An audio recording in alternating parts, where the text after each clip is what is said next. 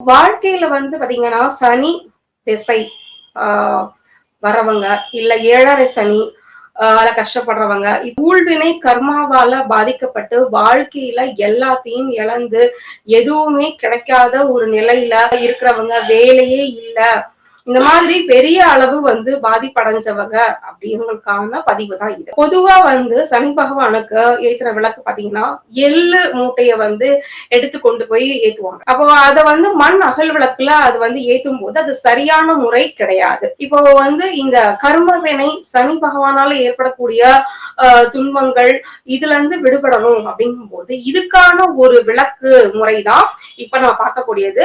இரும்பு அகல் விளக்கு நீங்க அது வீட்டிலே ஏத்தலாம். ஆனா வந்து பூஜை அறையில ஏத்தாம நீங்க கொஞ்சம் தனியான ஒரு இடத்துல வந்து நீங்க ஏத்தணும். ரொம்ப துன்பம், துயரம், பிரச்சனைகள், வாழ்க்கையில முன்னேற்றம் இல்ல அப்படிங்கும் போது காலகட்டத்துல உங்களுக்கு சனி திசை, இல்ல 7:30 சனி, அஷ்டம சனி, இந்த மாதிரியான காலகட்டங்கள்ல ரொம்ப கொடுமையான சூழல் வருது அப்படிங்கும் போது இரும்பு விளக்குல நல்லெண்ணெய் ஊற்றி அதுக்கான திரி, பஞ்சு திரி நம்ம போட்டு ஏத்தணும். இது எவ்வளவு நாள் ஏத்தணும் அப்படின்னா, இதுக்கு கால வரையறை அப்படி கிடையாது. உங்க வாழ்க்கையில இந்த நிலைமை, இந்த கொடுமையான சூழல் மாற அந்த காலகட்டம் வரைக்கும் நீங்க இதை ஏத்திக்கிட்டே இருக்கலாம். அதுக்கப்புறம் இதை வந்து நிறுத்திடணும்.